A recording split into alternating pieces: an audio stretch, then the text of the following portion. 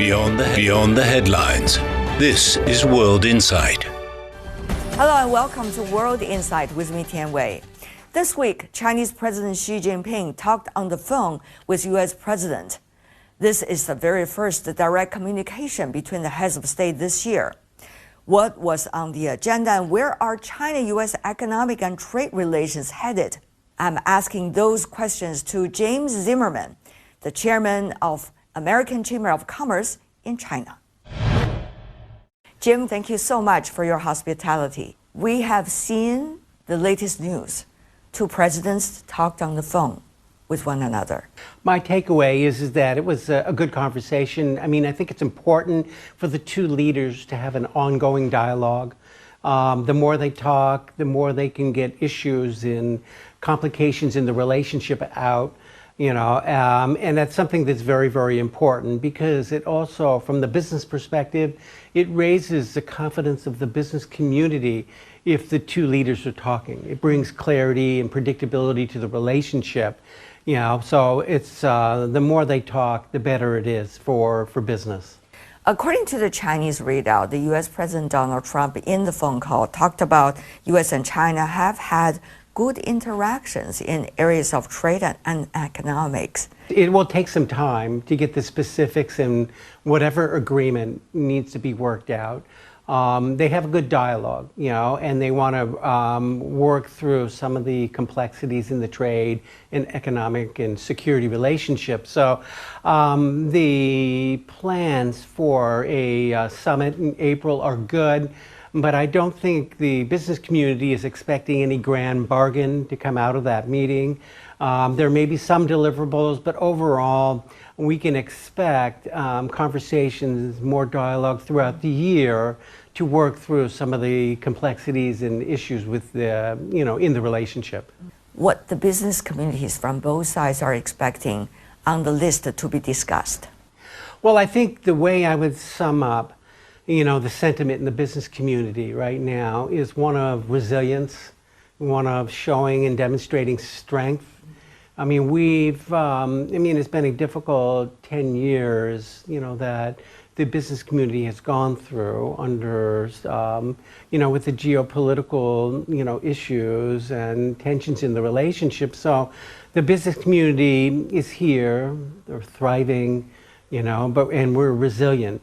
Now, what we can expect out of the discussion come April or at other times throughout the year, it's all a work in progress. And so we're hoping for, not so much a great bargain, but we're hoping for greater, clarity, predictability in the relationship, and most importantly, safeguards, to guard against any disruptions that may occur. Yeah. Meanwhile, we have seen the concerns of tariffs not necessarily dying down, but we see tariffs being used as a politicized tool. Yeah, I characterize tariffs, first of all, it's something that is borne by the consumers ultimately, but when it becomes a political tool, it creates a lot of disruption and lack of predictability that is a concern. In order to encourage a Chinese company to invest in the U.S. and put up the money to manufacture, you need to also give them some assurance that, the supply chains will not be disrupted by, tariffs that come at the whim of whoever is in the leadership position at the time. So we need more greater predictability on what the process is going forward. And those protections, those assurances are what business needs, meaning Chinese businesses, before they invest in the U.S. And this year, of course, is midterm election in the United States. Political winds during this time are blowing in different directions. So once again, the sustainability of whatever is being agreed upon, how sustainable will it be, will be the top concern. In the U.S. political system, you do have changes in leadership. And in some respects, that's a strength because we have the ability to continue to question government, continue to question the way things are done. Unfortunately, it can also mean that there's a bit of lack of predictability. And so that does raise some concern. So in order to make it more sustainable, is a bilateral investment treaty, something that's similar to that was negotiated back in 2016. We need to take a look at that and see if there are terms and conditions within that agreement that need to be resurrected and put into a bilateral agreement that is going to have some staying power and beyond the midterms, beyond elections of the future. We have seen the economic dialogue going on, trade and economic dialogue going on between the two sides. How do you see their performance so far? There has been some success, there's been some setbacks, there's been some miscalculations on both sides about pressure points, and there has been miscalculations on who has more leverage over the other. But overall, it's a work in progress. There are concerns about supply chain issues, and there's concerns about, overreaching on leverage that certain sides may have. I mean, the leverage that the U.S. has is a very solid market, and the leverage that the Chinese side has is, supply chain issues.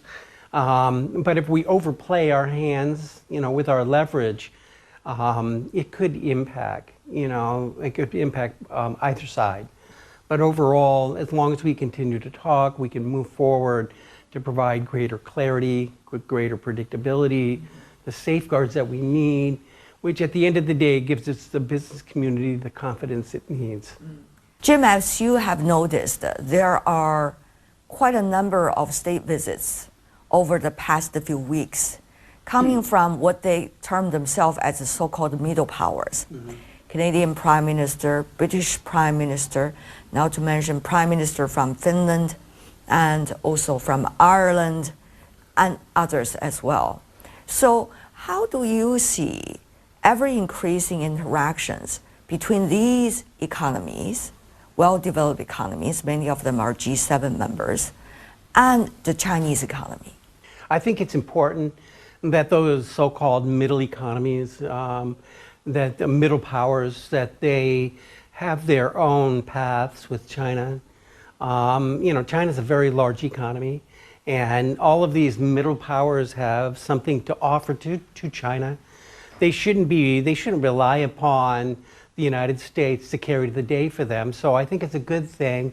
Part of it too is keep in mind that a lot of the business is very much integrated.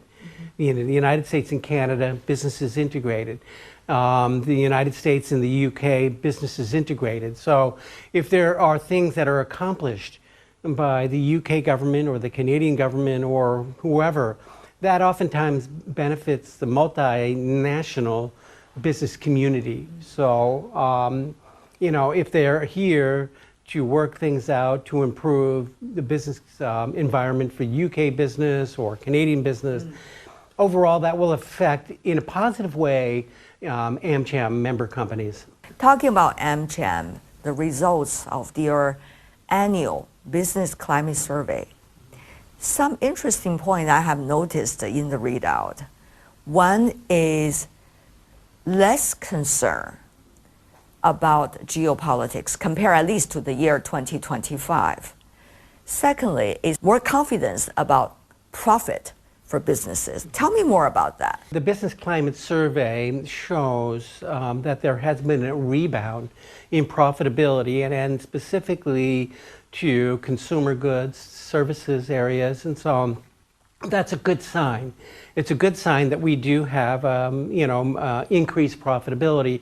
But more than that, what we're seeing through the survey is that China is still in the top 5, top 3 for many companies.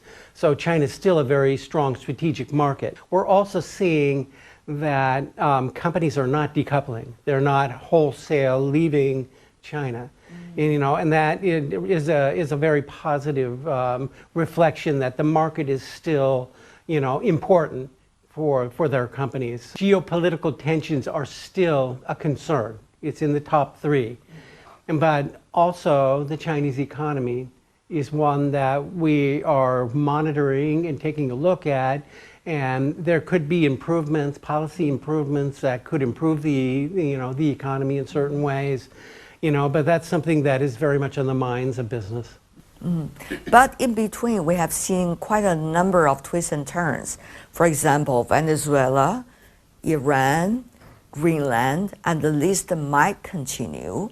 So from the business perspective, of course, it's not directly impacting China-U.S. trade and economic relations. But as we know, in the globalized world, a lot of things are interacting with one another. So tell me more about your latest feeling about all of this. These things have happened. They're happening, and could be a distraction, or they could be a disruption with this ongoing truce. But from the business community, we're actually satisfied that both leaders have shown some restraint, not to allow these things that are on the sidelines create issues. Because the bottom line is the first and second largest economy in the world. It's important that we continue our discussions, our dialogues, and not be distracted. It's very important that we continue to try to work through our differences. If we were to get distracted by all of these geopolitical issues, who knows where the relationship would go. There was a time when media stories, particularly in the U.S., talking about, U.S. businesses are all leaving China. So that is not necessarily what is going on right now, at least according to your climate survey. I've been here for almost 30 years, and there has always been talk about companies leaving, people leaving. And a lot of that has to do as China's economy matures. And there's changes, in the way things are manufactured here, and there's changes in the way things operate here. There are going to be some companies that make the strategic decision to move elsewhere, and it may be a cost issue, but that has always been a topic of discussion for at least the past 30 years. And those are more strategic decisions on behalf of business. But we don't see the wholesale departures that people have anticipated.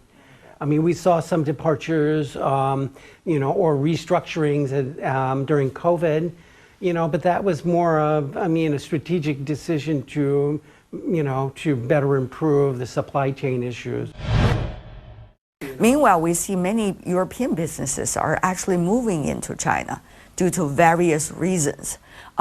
So the Chinese market was going to be even more competitive, not just the Chinese companies vis-a-vis the international company, but also among, as we all know, the international companies themselves. So whoever has a stronger footing will have a better say in the market share, it seems. In order to be relevant, you need to be here. This is the second largest economy in the world, and potentially will be the first largest in the world at some point. But to be relevant, to be a relevant player in the market, not just a relevant player in China, but in the global market, you need to be here. And that's important. We have seen in China's 15th five-year plan, the new productive forces being mentioned, new quality growth. How is the U.S. business community looking at these new trends going on in China and taking advantage of it for your businesses, not here, but also all over the world?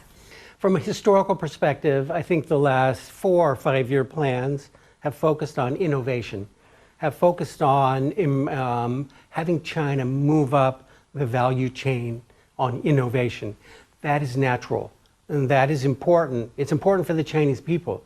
We're moving away from labor-intensive, industry sectors to being more innovative and driving an innovation-based economy. That's all good. The American business community, the AmCham business community, realizes it needs to tap into that. And it's very important that we be here as China focuses its policies on creating an innovation-focused, environment. Promoting R&D, promoting high-level, growth. but we still see export controls, for example, policies like that by the United States, particularly in the innovation area related to AI, to chips. Now, American business community have been arguing, if you do that, the Chinese going to develop their own, and eventually we're going to end up with no market. And that has been very strong voice, but whether that business voice has worked so far, your thoughts? Export controls really need to they must have a rational legal basis. Are the controls truly about national security, or are you overreacting, overreaching? And that's always been an issue. I mean, export controls have been around for hundreds of years, and if you overreact, what happens is you drive the other side that's subject to controls to self-sufficiency, one, or two, your allies, your competitors are going to step in and fill the market as well. So export controls only work if it's truly based upon a legal basis, a national security basis, or controls because of shortages or whatever the reason is.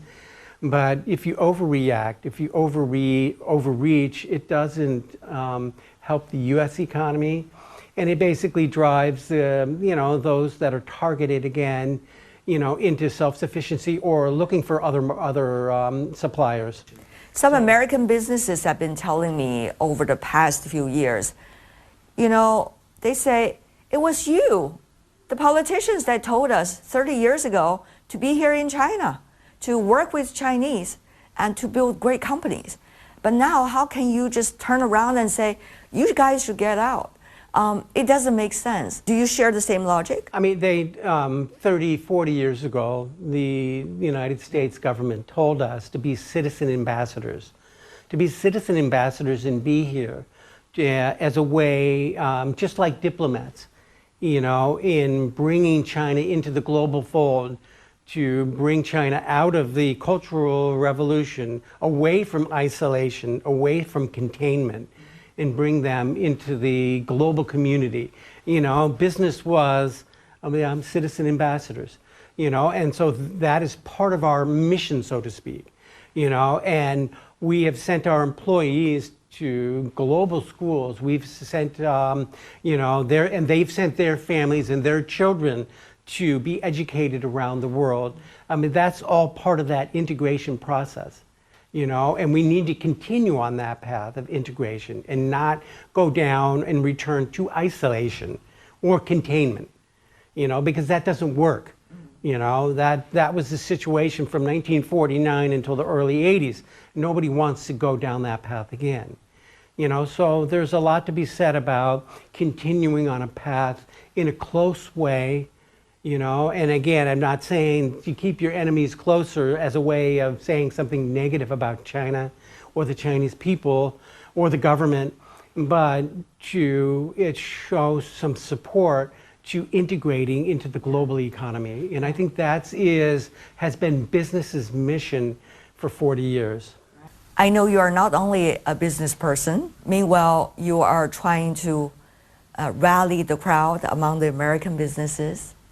And at the same time, you're a writer. You wrote a very popular novel recently, and which is likely also to be put into a movie, turned into a movie, and directed by Chinese directors, and also participated by Chinese actors and actresses.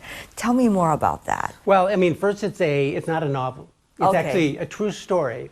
It's a non-fiction narrative about a historical event that happened in China in 1923. And it's China's great train robbery that took place.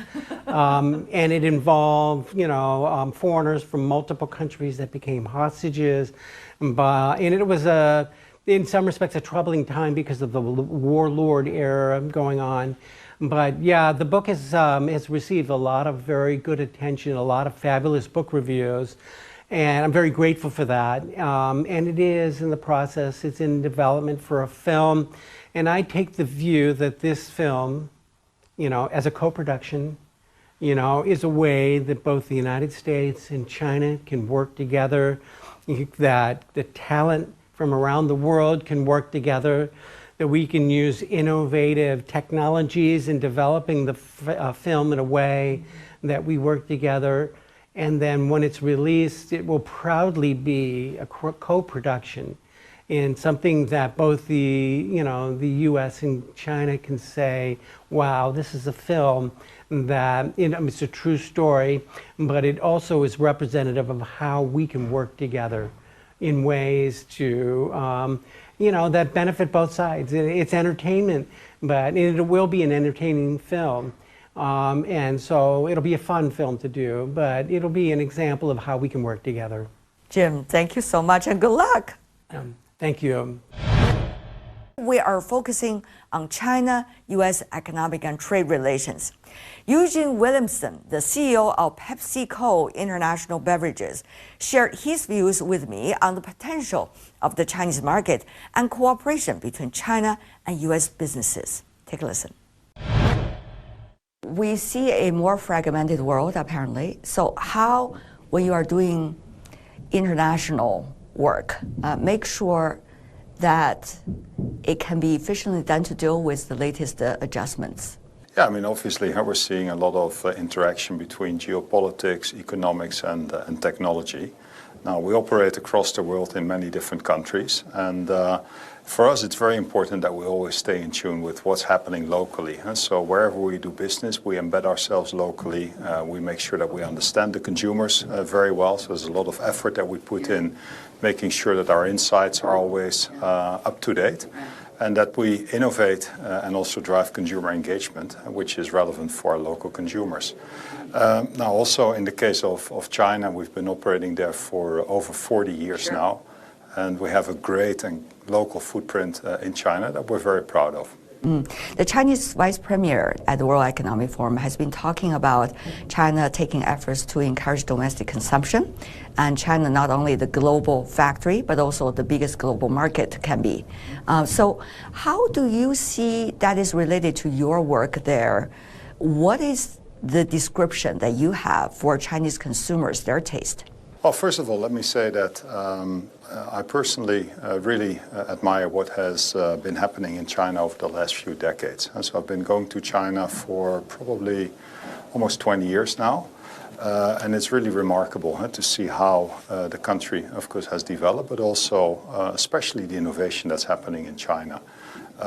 Some of the zones, so Shenzhen obviously was an early zone, and then if you see how that further has developed, absolutely amazing. And China now leading in many areas in technology, of course in renewable energy, which is absolutely remarkable.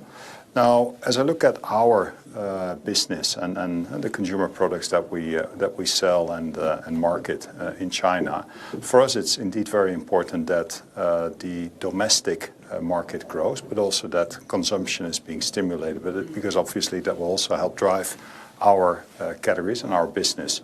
So in that sense, we're fully supportive of consumption-led growth, and we will try to do our best also to further help support that growth in a responsible way.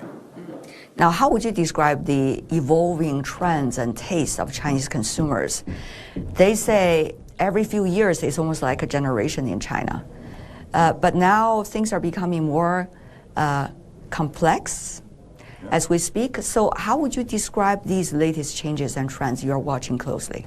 Yeah, I would say that China changes almost every couple of months, and the speed of innovation in China is absolutely remarkable and is amongst the top or the highest in the world from what I see in our categories. Chinese consumers are very discerning. There's a lot of demand also for more functionality, whether it's in food and whether it's in beverages. There's also a lot of focus that Chinese consumers put on the aesthetics, and whether it's how the product is being packaged, the design of the label.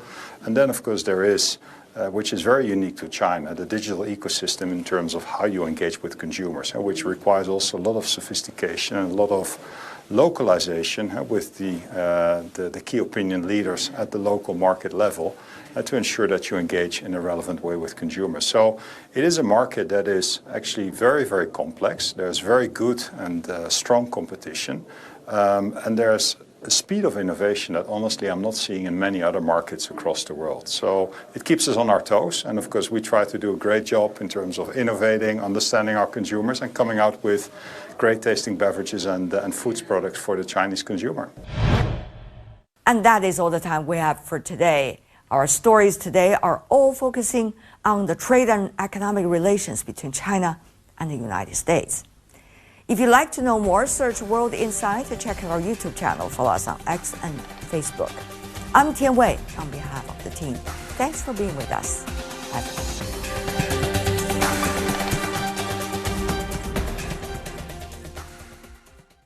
From the refreshing cup of tea that starts your morning to the paper that you write on, the roots of many familiar parts of modern life can be traced back to ancient ideas. Join us on Made in Ancient China and discover how ideas born millennia ago became some of the world's greatest treasures. Made in Ancient China brings you stories of human ambition, inspiration, and connection. Now available on all major podcast platforms.